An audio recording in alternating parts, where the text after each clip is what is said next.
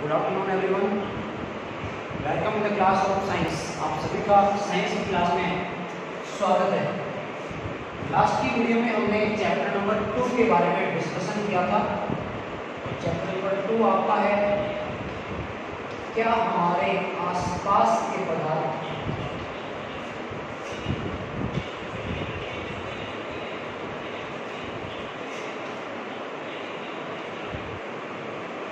शुद्ध हैं। Chapter number 2 आपका चल रहा था।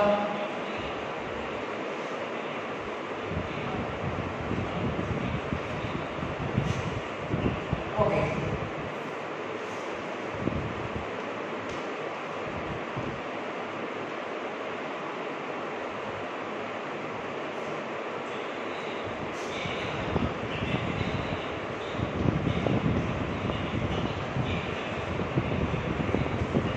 चैप्टर नंबर 2 जिसमें हम बात कर रहे थे अधातु के बारे में। एक बार फिर से बात करते हैं इसकी परिभाषा की। देखिएगा, अधातु ऐसे तत्व होते हैं जिनमें इलेक्ट्रॉन ग्रहण करने की प्रवृत्ति होती है। यानी अपन ऐसे कह सकते हैं वे तत्व जो इलेक्ट्रॉन ग्रहण कर ऋणायन बनाते हैं, वे तत्व जो इलेक्ट्रॉन ग्रहण कर ऋणायन बनाते हैं उन्हें अधातु कहते हैं। एग्जाम्पल की हमने बात की थी carbon, hydrogen, nitrogen, oxygen, phosphorus, sulphur, chlorine, fluorine, bromine, iodine. ये जो सभी तत्व हैं वो अधातुओं की श्रेणी में शामिल किए जाते हैं। आज हम बात करने वाले हैं अधातुओं के विशिष्ट गुण। जिस तरह से धातुओं में विशिष्ट गुण होते हैं उसी तरह से अधातुओं के भी विशेष गुण होते हैं जो कि यूनिक होते हैं।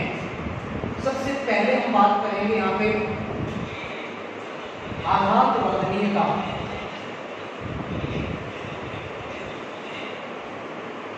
देखिए, हमने धातुओं के संदर्भ में बात की थी कि धातुओं में आघात वर्धनीयता का गुण पाया जाता है, जिसमें कि धातुओं को पीट कर पतली चद्दरें बनाई जाती है। लेकिन ये जो गुण है वो अधातुओं में नहीं पाया जाता है।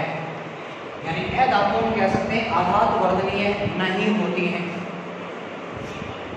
जब अगली बात करें चमक।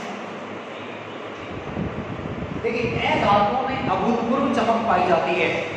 हम जानते हैं बहुत सारे जो आभूषण बनाए जाते हैं उनको बनाने में धातुओं को काम में लिया जाता है। और सामान्यतः सोना, गोल्ड, सिल्वर, चांदी। देखिए, सोना को अपन गोल्ड कहते हैं और चांदी जिसको अपन सिल्वर कहते हैं, इनका बहुतायत से उपयोग किया जाता है आभूषण बनाने में। तो इसी तरह से कुछ जो अधातु हैं उनमें भी चमक पाई जाती है। सभी अधातुओं में चमक नहीं है। हम बात करेंगे धातुओं की, अधिकांश धातुओं में चमक पाई जाती है, लेकिन कुछ अधातु हैं जिनमें चमक पाई जाती है। एग्जाम्पल मैं आपके सामने लिख रहा हूँ। कुछ अधातु जिनमें चमक पाई जाती है, आयोडीन। आयोडीन में चमक पाई जाती है, आयोडीन में चमक पाई जाती है। इसके अलावा अगर अपन बात करें, आयोडीन के अलावा अगर अपन बात करें तो देखिएगा कार्बन जो है, कार्बन के अपर रूप होते हैं और कार्बन के अपर रूपों में आते हैं, पढ़ा हुआ अपनी छोटी क्लासों में। कार्बन के 3 अपर रूप होते हैं। 3 अपर रूप हैं, एक है हीरा, दूसरा है ग्रेफाइट, हीरा, ग्रेफाइट, और तीसरा होता है इसका फुलरेन। ये 3 कार्बन के अपर रूप हैं। इनमें से जो हीरा है, हीरे में चमक पाई जाती है। आप जानते हैं अभूतपूर्व चमक हीरे में पाई जाती है और इस अभूतपूर्व चमक का कारण है पूर्ण आंतरिक परावर्तन। यानी हीरे में पूर्ण आंतरिक परावर्तन की प्रक्रिया के कारण अत्यधिक चमक पाई जाती है। यानी इसकी तुलना हम धातुओं के साथ कर सकते हैं चमक के संदर्भ में। बाकी आप जानते हैं अधातु है कार्बन, लेकिन जो अपर रूप है कार्बन का हीरा, उसमें चमक पाई जाती है। 2 एग्जाम्पल आप याद रखें, आयोडीन और कार्बन का अपर रूप जो हीरा है उनमें चमक पाई जाती है। अब हम बात करें अगर कठोरता की। देखिए, अधिकांश जो अधातु हैं वो नरम होती हैं, लेकिन अभी जो हमने एग्जाम्पल लिया है हीरा, हीरा अत्यधिक कठोर होता है। अब ये कह सकते हैं प्रकृति का सबसे कठोरतम पदार्थ है आपका हीरा। प्रकृति का कठोरतम पदार्थ हीरे को माना जाता है। धातुओं के संदर्भ में आपको याद होगा अधिकांश धातुएं जो है वो कठोर होती हैं, कुछ धातुएं जो नरम होती हैं जिनको चाकू से भी काटा जा सकता है। आपको याद होगा लिथियम, सोडियम और पोटेशियम इतनी नरम होती हैं कि उनको अपन चाकू से भी काट सकते हैं। तो याद रखें जो हीरा है उसमें कठोरता का गुण पाया जाता है। इसके अलावा जो आपकी धातु है वो नरम होती हैं। फिर हम बात करें अगर भौतिक अवस्था। देखिए भौतिक अवस्था का मतलब है कि जो पदार्थ है वो कौन सी अवस्था में है, ठोस है या द्रव है या गैस है। तो धातुओं के लिए कहा जाता है अधिकांश जो धातु हैं वो द्रव या गैस अवस्था में पाई जाती है। अधिकांश धातु द्रव या गैस अवस्था में पाई जाते हैं। कार्बन का जो अपरूप है हीरा और ग्रेफाइट, हीरा और जो ग्रेफाइट है वो ठोस अवस्था में पाई जाते हैं। इसके अलावा एक और भी आपका धातु है सल्फर, जो है सल्फर का पाउडर हो आता है, यानी कि सल्फर भी आपका ठोस अवस्था में पाया जाता है। तो हम ये इस तरह कह सकते हैं अधिकांश धातु द्रव या गैस अवस्था में पाई जाती है और इनमें से भी गैस अवस्था ज़्यादा मिलती है। अपवाद स्वरूप जो आपका कार्बन का अपरूप है हीरा और हम बात करें सल्फर की, ये जो आपके हैं ये ठोस अवस्था में पाए जाते हैं। हीरा आपका ठोस है और सल्फर जो आपके पाउडर की फॉर्म में पाया जाता है वो भी ठोस में ही माना जाएगा। अगले गुण की हम बात करें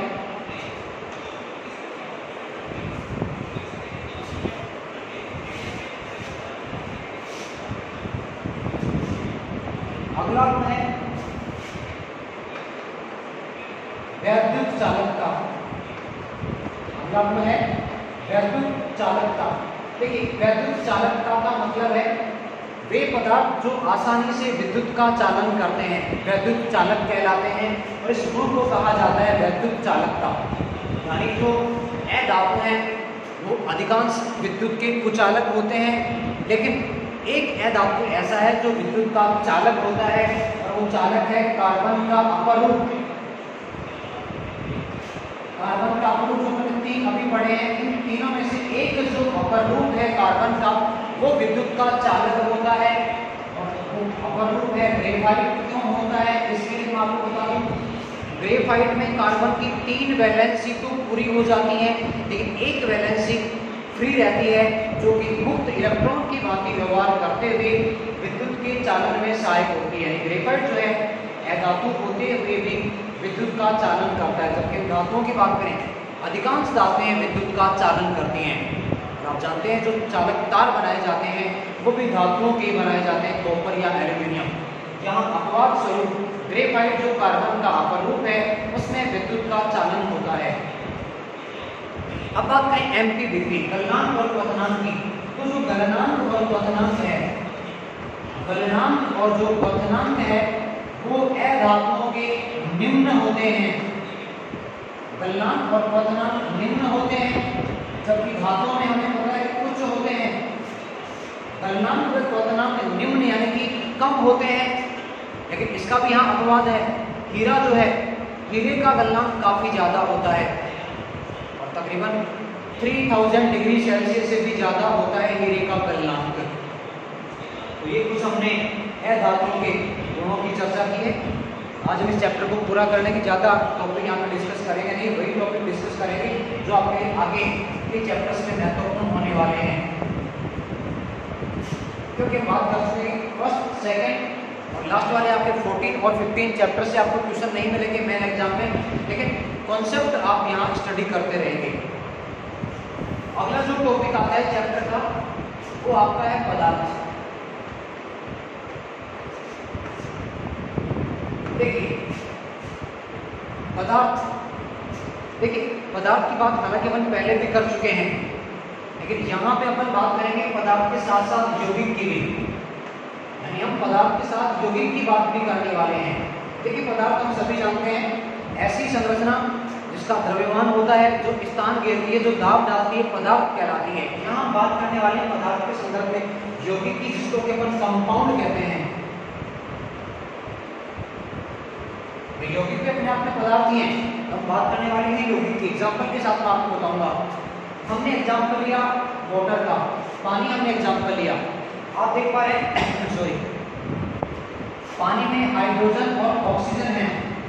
इन दोनों का जो अनुपात है वो कितना आपके सामने दिख रहा है। H के 2 एटम है तो H का होगा 2:, और O का होगा 1, तो रेशियो बनेगा 2:1। इसी तरह से बात करें अमोनिया की, NH3 जिसको कि हम अमोनिया कहते हैं, NH3 अमोनिया। अगर अमोनिया में हम N और H का अनुपात देखें, N अनुपात H भी आपका बनेगा 1:3, 1:3 यहाँ पे अनुपात आपका बनेगा। ओके, तो कहने का मतलब क्या हुआ, जो यौगिक होते हैं उनमें तत्वों का जो अनुपात है निश्चित रहता है। देखिए परिभाषा हम कैसे देंगे, वे पदार्थ जिनमें तत्वों का एक निश्चित अनुपात होता है, वे पदार्थ जिनमें तत्वों का एक निश्चित अनुपात होता है उन्हें हम यौगिक कहते हैं। आप देखिए H2 में H के 2 रेशियो और O का है 1:2, 2:1 लेंगे H और O का, तो आपका वाटर बनेगा। आपने H के लिए है 3, O के लिए आपने 2, तो ये हो गया H3O2, ये आपका वाटर नहीं है, ये आपका पानी नहीं है। इसी तरह से NH3, N और S का आपने रेशियो लिया 1:3, तो ही आपका अमोनिया बनेगा, अदरवाइज वो अमोनिया नहीं बनेगा। यानी यौगिक जो होते हैं उनमें तत्वों का अनुपात निश्चित रहेगा।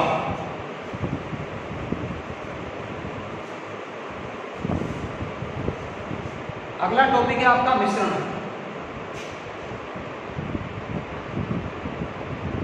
मिश्रण जो है वो यौगिक का पूरी तरह से अपोजिट रूप है। यानी मिश्रण में जो तत्व होंगे, जो अणु होंगे, जिनको मिलाएंगे उनका अनुपात निश्चित नहीं होता है। जैसे कि हमने शुगर में, चीनी में हमने पानी डाल दिया बिना मापे, बिना नापे हमने चीनी में पानी डाल दिया, हमने नमक में पानी मिला दिया है, तो वो एक मिश्रण बन गया। हम बात करेंगे विलयन की भी, पहले मिश्रण की बात करें तो देखिए मिश्रण कब बनेगा, जब हमने 2 या 2 से अधिक पदार्थों को बिना किसी मापन के मिला दिया है, मिक्स कर दिया है।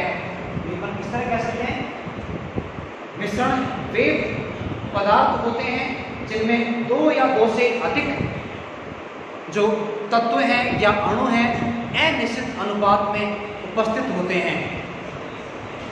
अब बात करते हैं मिश्रण के प्रकारों की। सामान्यतः मिश्रण 2 प्रकार के होते हैं। एक को हम कहते हैं समांगी मिश्रण और दूसरे को हम कहते हैं विषमांगी मिश्रण।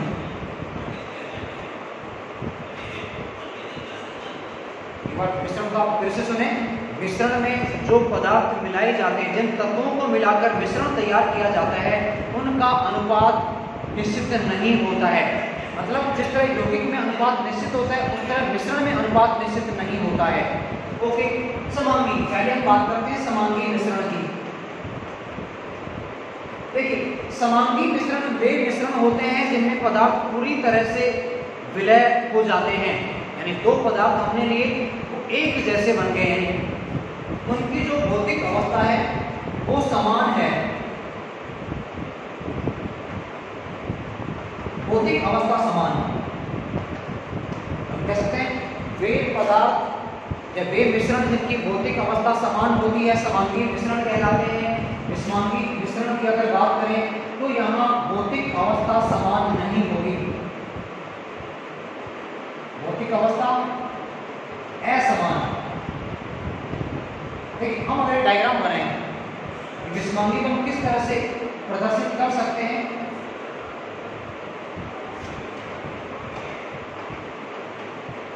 अब जैसा कि आप देख पा रहे हैं कि इस मिश्रण में पदार्थ हमें दिखाई दे रहे हैं, अलग अलग जो पदार्थ, मान लीजिए पानी है, पानी के अलावा दूसरे में कण हमें दिखाई दे रहा है। मतलब यहाँ 2 प्रकार के पदार्थ मिलाए गए हैं जो पूरी तरह से घुलनशील नहीं है, यानी अवस्था इनकी अलग अलग है। एक अगर ठोस है तो दूसरा आपका द्रव होगा।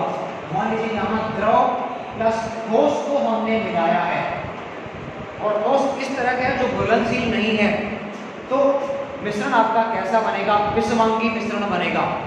हम अगर एग्जाम्पल की बात करें, हमने पानी में लोहे की कील को डाल दिया, पानी में हमने या लोहे के हमने गुरादे को डाल दिया, लोहे का चूरा हमने डाल दिया है, तो वो जो मिश्रण बनेगा आपका विषमांगी मिश्रण होगा। यानी विषमांगी मिश्रण में जितने भी पदार्थ मिलाए जाएंगे सभी की भौतिक अवस्था अलग अलग होगी। ये तो बात होगी विषमांगी। अब वापस आ जाइए आप समांगी पर। समांगी का एक बहुत ही महत्वपूर्ण एग्जाम्पल है एयर, वायु। वायु आपका समांगी मिश्रण का महत्वपूर्ण और हम कहें सबसे सुंदर एग्जाम्पल है, क्योंकि आप जानते हैं वायु में अनेक प्रकार की गैसें हैं, जैसे कहते भी हैं वायु के लिए गैसों के मिश्रण को ही वायु कहा जाता है। जितनी भी गैसें यहाँ पे केवल एक ही भौतिक अवस्था में है और सबकी भौतिक अवस्था कौन सी है, भाई गैसें हैं, तो यहाँ भौतिक अवस्था होगी गैस। यानी समांगी मिश्रण जो होगा उसमें पदार्थ जो मिलाए जाते हैं, मिक्स किए जाते हैं, उन सबकी भौतिक अवस्था समान बनी रहती है। ध्यान दीजिएगा, शुगर में चीनी में पानी मिलाने पर विलयन बनेगा और वो आपका शुगर सॉल्यूशन कहलाएगा। नमक में आप पानी मिलाएंगे तो भी वो सॉल्यूशन बनेगा, उसको हम कहेंगे सोल्ट सॉल्यूशन।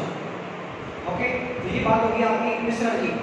अब हम अगर डिफरेंस की बात करें, अंतर की बात करें, तो देखिएगा समांगी मिश्रण में जो पदार्थ के कण होते हैं उनको हम देख नहीं सकते हैं, जबकि विषमांगी मिश्रण में हम पदार्थों को देख भी सकते हैं, इवन उनको पृथक भी कर सकते हैं। वायु से जो गैसें हैं उनको पृथक करना आसान नहीं है, क्योंकि तो मिश्रण के रूप में है, एक साथ मिली हुई हैं, तो ये भी एक अंतर बन जाता है समांगी और विषमांगी मिश्रण का।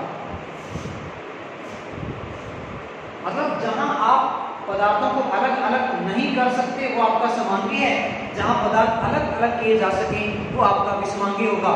हम अगर दूध की बात करें, मिल्क की बात करें, दूध आपका विषमांगी मिश्रण है, क्योंकि आप जानते हैं दूध से दही अलग निकाल लिया जाता है, छाछ अलग निकाल ली जाती है, बटर मक्खन अलग निकाला जा सकता है। हम बात करें हमारे ब्लड की, हमारे रक्त की, याद रखें आप, हमारा रक्त भी विषमांगी मिश्रण में है, क्योंकि रक्त से आरबीसी, डब्ल्यूबीसी, प्लेटलेट्स तीनों को अलग अलग किया जा सकता है। आपने सुना भी होगा डेंगू जो डिजीज होती है उसमें प्लेटलेट्स की कमी हो जाती है, तो डेंगू की डिजीज में रोगी को केवल प्लेटलेट्स दी जाती हैं। अब बात करते हैं विलयन की, छोटा सा टॉपिक है आपको, जो आखिरी टॉपिक है इस चैप्टर का, विलयन।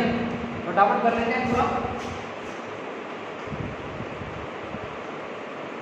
विलयन देखिएगा, विलयन को बनाने के लिए हमें आवश्यकता होती है विलेय और विलायक की, विलेय प्लस विलायक। सामान्यतः विलायक के रूप में हम काम लेते हैं जल। हमने कोई भी विलयन बनाना है, विलायक के रूप में जल को काम में लिया जाएगा, जबकि विलेय के रूप में हम किसी पदार्थ को काम में लेंगे। वो पदार्थ आपका कैसा होना चाहिए, उसमें घुलने की क्षमता होना चाहिए, यानी ये पदार्थ आपका घुलनशील होगा और वो जल में घुलेगा। यानी विलेय और विलायक से मिलकर बनी संरचना को विलयन कहा जाता है।